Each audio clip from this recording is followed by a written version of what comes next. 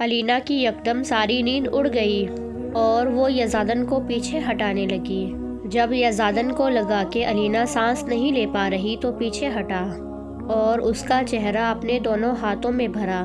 Little ferry, تم تو بہت سویٹ ہو گئی ہو۔ علینا اپنی سانسوں کو بحال کرنے کی کوشش کر رہی تھی۔ یزدان نے پیچھے سے اس کی پیٹھ سہلائی۔ ڈان، آپ بہت گندے ہیں، میں آپ سے بات نہیں کروں گی۔ کیوں؟ میں نے کیا کیا؟ علینا نے معصومیت سے کہا۔ ڈان، آپ نے دیکھا میں چاکلیٹ کھا رہی تھی۔ یہاں پر کس کی؟ علینا نے اپنے ہونٹوں پر انگلی رکھتے ہوئے کہا۔ وہ تو آپ کے ہونٹ گندے ہو گئے تھے نا، اس لیے میں بس اس کو صاف کر رہا تھا۔ یزدان نے اس کی عقل کے مطابق اس کو سمجھایا۔ لیکن ڈان، وہ تو ٹیشو سے صاف کرتے ہیں نا۔ میری لٹل فیری، جن کی شادی ہو جاتی ہے وہ ایسے ہی صاف کرتے ہیں۔ اوہ اچھا، علینا نے ہاں میں سر ہلایا۔ یزدان نے بیڈ پر سے علینا کی چاکلیٹ اٹھائی۔ ڈان، آپ بھی کھائیں گے چاکلیٹ؟ علینا نے کہا۔ یزدان نے ہاں میں سر ہلایا اور چاکلیٹ کو علینا کی گردن، لبوں اور گالوں پر لگا دیا۔ ڈان، یہ کیا کیا آپ نے؟ میری ساری چاکلیٹ خراب کر دی۔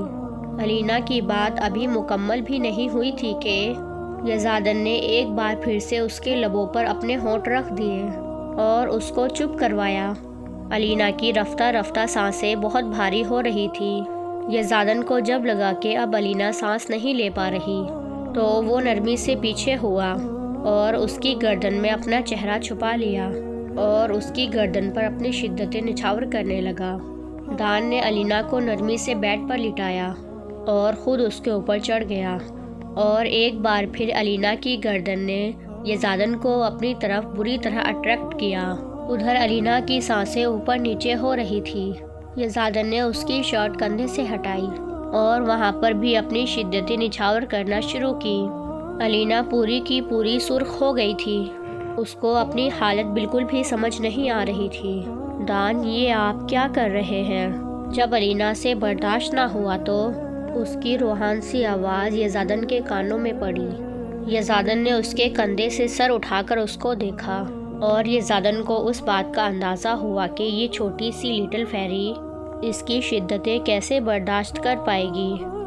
یزدان نے اس کی گردن کی طرف دیکھا جہاں پر اس کی پوری گردن لال ہو گئی تھی۔ اوہ میرا بچہ، آپ رو کیوں رہی ہے؟ یزدان بے بس ہوا اور اس کے اوپر سے ہٹا۔ اس کو اپنی گود میں بیٹھا کر پوچھا، کیا ہوا، رو کیوں رہی ہو؟ یہاں پر درد ہو رہا ہے۔ علینا نے اپنی گردن کی طرف اشارہ کیا۔ سوری لٹل فیری، لیکن یہ تو میرا پیار ہے نا، آپ کو برداشت کرنا پڑے گا۔ اچھا اب رونا بند کرو۔ ڈان نے پیار سے اس کے آنسو صاف کیے اور اس کو پانی پلایا۔ سو جاؤ، یزدان نے کہا اور اس کے پاس سے اٹھ گیا۔ علینا کو لگا کہ شاید وہ ناراض ہو گیا ہے۔ ڈان، آپ ناراض ہو گئے؟ علینا نے جلدی سے پوچھا۔ یزدان نے پیچھے مڑ کر علینا کو دیکھا اور ہاں میں سر ہلایا۔ کوئی بات نہیں ڈان، آپ پیار کر لیں، میں نہیں روؤں گی پکا۔ علینا اٹھ کر یزدان کے پاس آئی اور اس کے گلے لگ گئی۔ ڈان کو لٹل فیری پہ بہت پیار آیا جو اس کی ناراضگی کا سوچ کر اس کو اجازت دے رہی تھی۔ کوئی بات نہیں، آپ سو جاؤ، ہم پھر کبھی پیار کر لیں گے، ٹھیک ہے؟ یزدان نے اس کے گال پر جہاں چاکلیٹ لگی تھی وہاں پر اپنا بھیگا لمس چھوڑا اور اس کو سونے کے لیے کہا۔ لیکن ڈان، آپ کہاں جا رہے ہیں؟ علینا نے ایک اور سوال کیا۔ میں چینج کر کے آیا لٹل فیری، ڈان نے کہا اور باتھ روم کی طرف چلا گیا۔ جب تک یزدان چینج کر کے باہر نہیں آیا علینا بیڈ پر بیٹھی رہی۔ جب یزدان باہر نکلا تو اس کے پاس آیا اور علینا کو اپنے پاس کیا اور بالوں میں ہاتھ پھیرتا رہا جب تک وہ سو نہیں گئی۔ جب علینا سو گئی تو یزدان بھی سو گیا۔ صبح یزدان کی جلدی آنکھ کھل گئی۔ اس نے دیکھا کہ علینا سردی کی وجہ سے اس کے ساتھ بالکل چپکی ہوئی ہے اور علینا نے سردی سے بچنے کے لیے بھی کچھ بھی نہیں پہن رکھا ہے سوائے کپڑوں کے۔ وہ اس کے چہرے کو غور سے دیکھنے لگا۔ آخر کیا تھا اس لڑکی میں جو اس قدرت اس کی قربت کا طلبگار ہو رہا ہے؟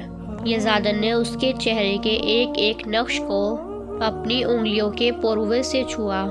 وہ بہت معصوم تھی، سفید گال جو سردی سے سرخ ہو رہے تھے، وہ یزدان کو بری طرح اپنی طرف اٹریکٹ کر رہے تھے۔ یزدان یکدم جھکا اور اس کے گالوں پر نرمی سے اپنے لب رکھ دیے۔ یزدان کو اپنے گالوں میں مونچھوں کی چبھن محسوس ہوئی تھی۔